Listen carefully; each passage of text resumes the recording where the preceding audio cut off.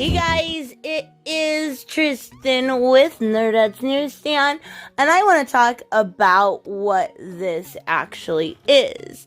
I want to talk about this teaser, and I also, I have a theory, and I actually think now that the leaker from DC is gone, I think my theory kind of holds up, but I'm going to talk about that towards the end. So, we got this little, future state tease for 2021, right? January and February.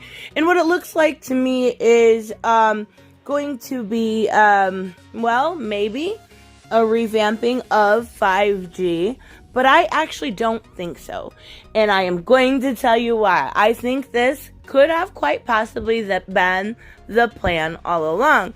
From what I'm seeing, it is basically, and we're going to talk about Generations Shattered, that just came out in Detective Comics 1027 a little bit also, so spoilers for that if you haven't read it. I actually haven't read the rest of the of the comic book, but I read that part. Oh, I'm behind on reading this week. But anyways, what I read was really good. Catwoman's really good. Batman's really good. Like, there's a lot of good titles this week. But anyway, so let's read what they say this is. And now I want to tell you exactly what I think. So it says, a threat of cosmic proportions to DC's newest and oldest universe compels one of the most unusual groups of heroes ever assembled to take on the most mysterious foe they have ever encountered. Join the original Batman, Kamandi, Starfire, Sinestro, Booster Gold, Dr. Light, Steel, and Sinestro. Wait, you put Sinestro? Really? You don't have editors? I mean, I know you don't pay. Okay. In their quest to save out the universe before time runs out. Now, what it looks like is, from what I've been hearing, is it basically Batman being propelled into the future. Everything is going to be propelled into the future. Now, this is going to be something that's alongside regular continuity, from what I understand. But I don't think it is something that's really changed in the past few months like we have thought. Now, I do think there was some revamping. Dan Didio was absolutely insane when it came to timelines. And there's some pictures that got leaked of, this PowerPoint, or not PowerPoint, what's the other one? I don't know, Excel spreadsheet, where he wanted to know when everything happened, why it could happen, why this person could also, be in the Vietnam War, but also be alive right now at the same age, right? It's because that's how comic books work. And that's all we need to know. At least in my opinion. I've been reading for so long, it's not a new concept for me to age, but them not to. So I didn't ever have an issue with this. Now, the person that had an issue with this has been fired, so there has been some revamping, but I don't think it is.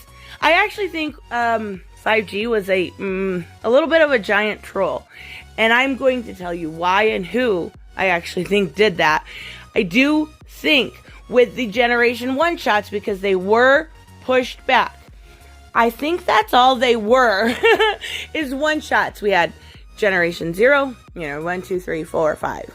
I think they were stories told in that generation to have a timeline in that generation. And then this being something a little different was actually, a push in the future, not in current timeline.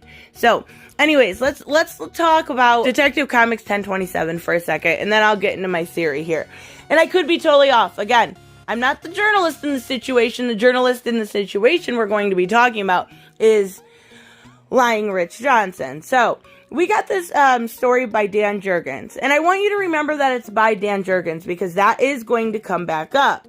It absolutely will come back up. So, we got this story it was called Generations Fractured, right? And it's just a nice little Batman story that is put into an anniversary issue. I guess it's an anniversary issue. There's so many. Catwoman was an anniversary issue too.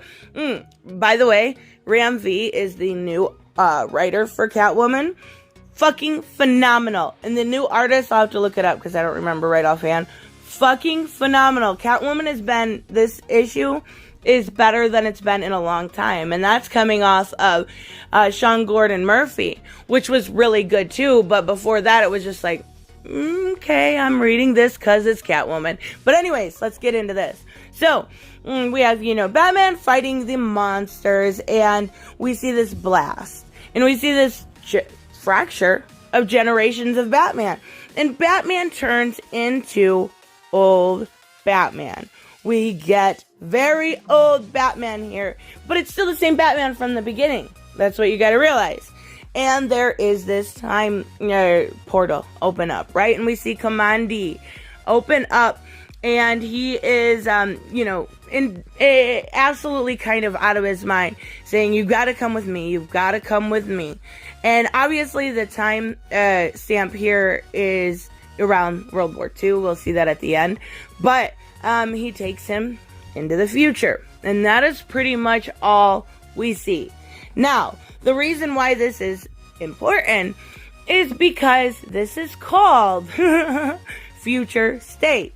So they, in some way, they're going to have to repair this future.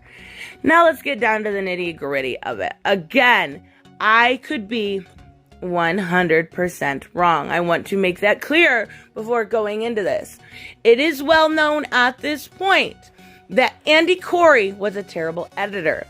It is well known at this point that Andy Corey lost his job. And what's funny about it is, looking it through different documents and hearing different leaks, Andy Corey, yeah, you acted like you were so much better than me, but when push comes to shove, you live in New York and make the same amount I do, honey. You are no better than me. Quit playing. Anyways, just had to throw that in there. I'm a little salty. I never got along with him at all. So anyways, Andy Corey's gone. He was the leaker. That's been established, right? It's been well known. And people like Rich Johnson do have their place in the industry. They do. Everybody gives off rumors. I think it's important to remember that they are all rumors. But I do think this was something. Now, Rich Johnson is mocked and hated by most of Comicsgate. I guess is what you could call them. Not just... I don't know how much Comicsgate is still around, but they were during this time. I want you to remember that. So, they were mocked. They mocked him. They didn't get along with Andy Corey. They didn't get along with Rich Johnson. Those two were in contact constantly. Here's where the giant troll comes in. I think there's some revamping when it came to generations, 5G, whatever you want to call it, future state. But what I think happened more along the line is, how do you drum up free publicity? You say something that is going to irritate somebody. Is going to make people mad. So you make generations a kind of troll-like Marvel initiative now, and you put it out there on your website between the two of them and make it seem like it's going to be way worse than what it was. Not only that, but we also saw, so we have right now, right? John Ridley is doing I think it's 4 issues, I'm not sure, of a different Batman, right? It's not in continuity, it's kind of alongside of it. It's kind of questionable whether it is. And it's done and paid for. Now, we did get reports a long time ago from Rich Johnson saying there was a kill order given, and it's not happening. Right? You can play those games if you're the one making up the rumors. Do I think that by the end of that, we're probably going to have a Luke Fox Batman? Probably. Maybe so. But it has nothing to do with the regular storyline. So what we're getting here is a small change to what Dan Didio originally wanted to do, and a giant, massive troll where Rich Johnson and Andy Corey are sitting back going, I told you if you said there was going to be a black Batman or possibly a trans Wonder Woman that you would make them go crazy. Guess what? Look how many videos are out there. I fell for it too. I'm not even discounting that at all. How fucking idiotic could you possibly be? And here's the thing that I think that Rich Johnson is kind of playing catch up on, because he even wrote this one a couple days ago, right? So about the generations future state, #1, right? So, he wrote this about it, right? And he talks about how this issue that I just went over in Detective Comics 1027 was originally supposed to be in the beginning of 5G. That's what he says, right? That's how it goes. Okay, Rich Johnson. Except for when Dan Jurgens come out and says, contrary to the erroneous claim of a disreputable website, my story in Detective Comics 1027 was not produced for any other title. Conceived, written, and drawn for that issue only. Accuracy is hard, I know. I love Dan Jurgens. He's awesome. He's an amazing writer. His Batman Beyond run has been so good.